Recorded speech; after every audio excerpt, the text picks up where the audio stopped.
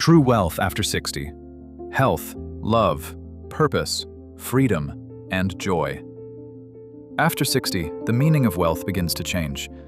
Not for everyone, but for many people, something becomes clearer. Money matters. Of course it matters. It pays for housing, food, healthcare, safety, choice, dignity. So this is not one of those messages that pretends money is unimportant. That would be naive. But after 60, many people begin to realize that money is only one form of wealth.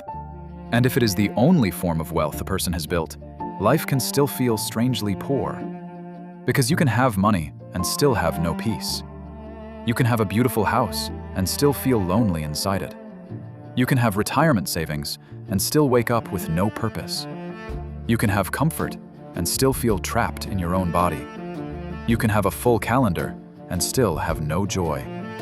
So after 60, true wealth has to become wider, more honest, more human. It is health. It is love. It is purpose. It is freedom. And it is joy.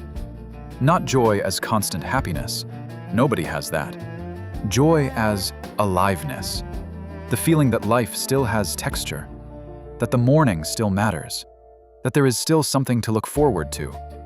That you are not only surviving the years, but living inside them.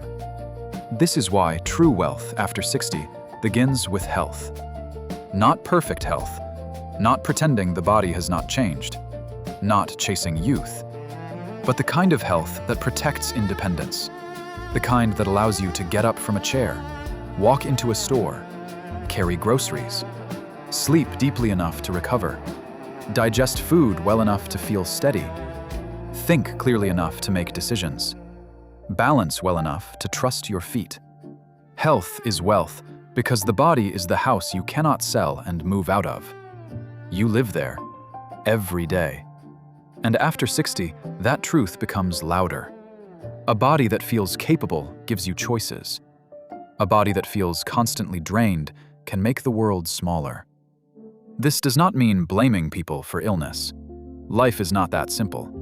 Genetics, environment, accidents, stress, access to care, income, and plain bad luck can all shape health. But it does mean honoring the body as one of your greatest investments. Every walk is a deposit. Every protein-rich meal that supports muscle is a deposit. Every good night of sleep is a deposit.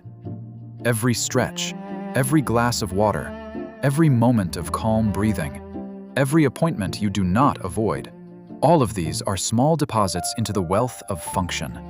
And function is freedom. That is the first layer of true wealth.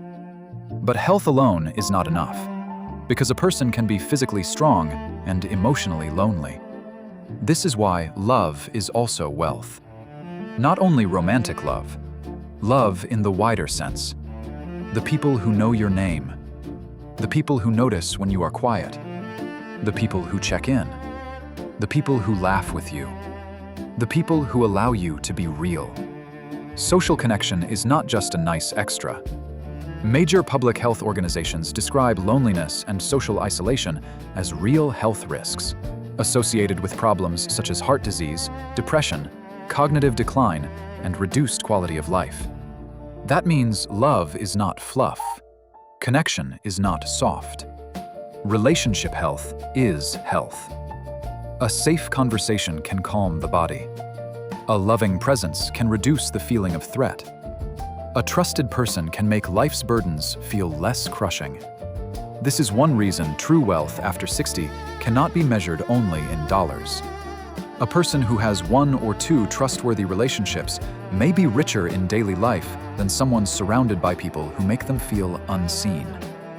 Love is wealth because it gives the nervous system somewhere to rest. It says, you do not have to carry everything alone. You are still wanted.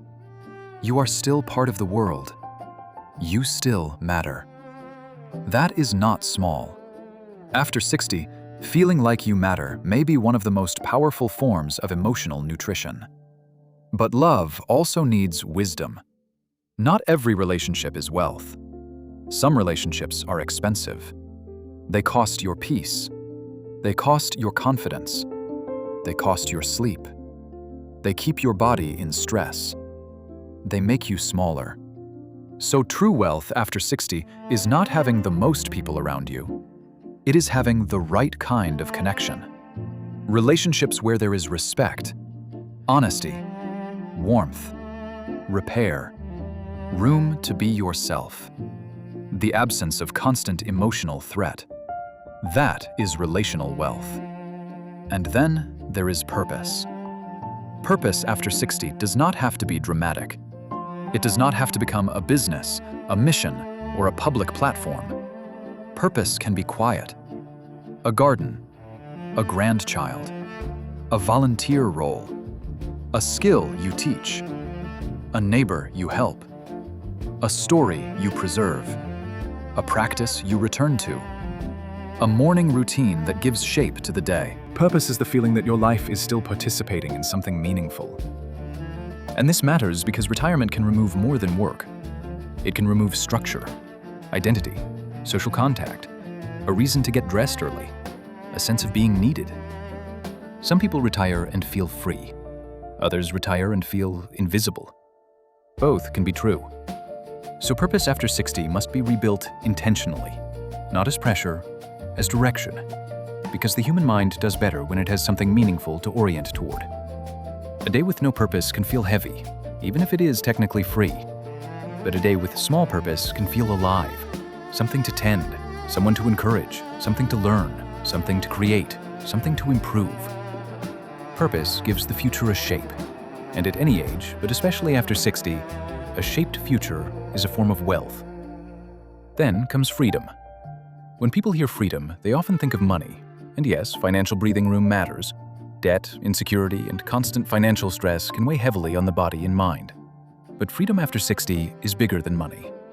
It is the freedom to move, the freedom to say no, the freedom to simplify, the freedom to stop performing for people who never truly cared, the freedom to choose peace over drama, the freedom to spend time with people who nourish you, the freedom to live by values instead of constant pressure.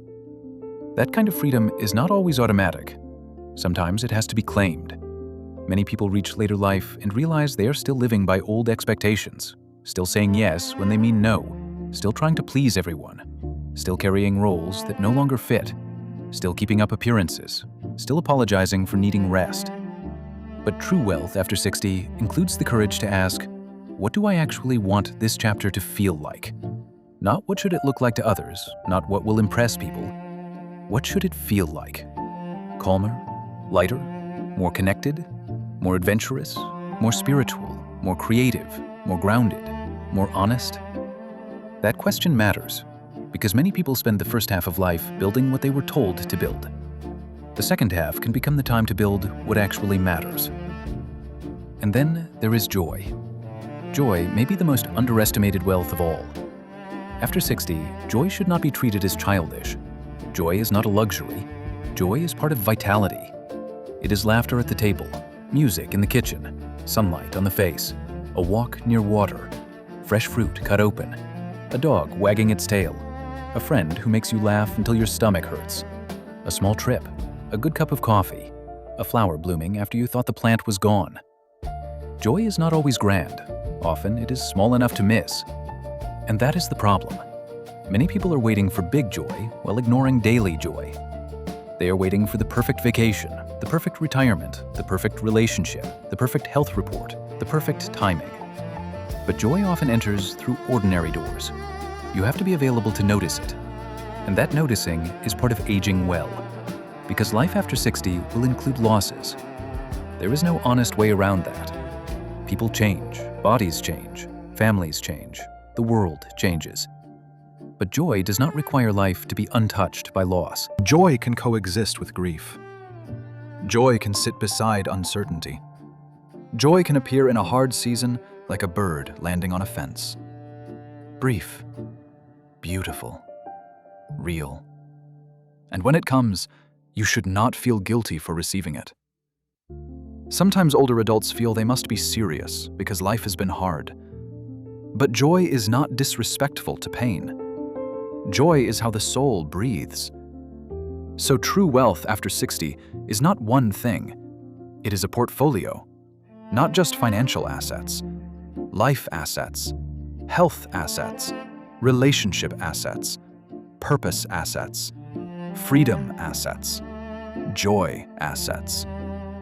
And like any portfolio, it needs attention. If all your energy goes into money, but none into your body, the portfolio becomes unbalanced. If all your energy goes into helping others, but none into rest, the portfolio becomes strained. If all your energy goes into independence, but none into connection, the portfolio becomes lonely.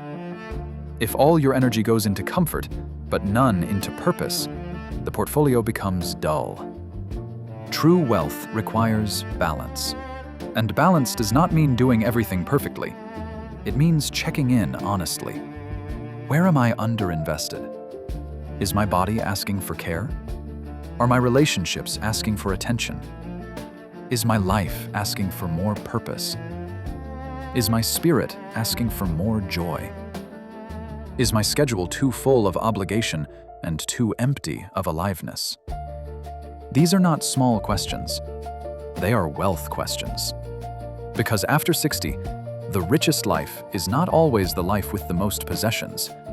It is the life with the most peace, meaning, connection, capability, and room to breathe. This is why comparison becomes so dangerous. Comparison can make you feel poor while standing inside a blessed life. Someone else may have more money, a bigger house, a better retirement plan, more travel photos, a healthier body, a larger family, a more exciting social life. But you do not know the full cost of someone else's life.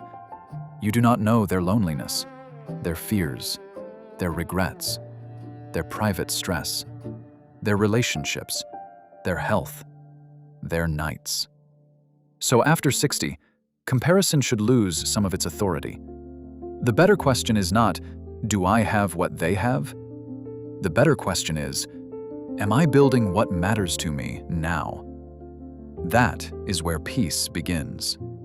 Maybe true wealth for you is being able to walk every morning without pain. Maybe it is having dinner with someone who listens.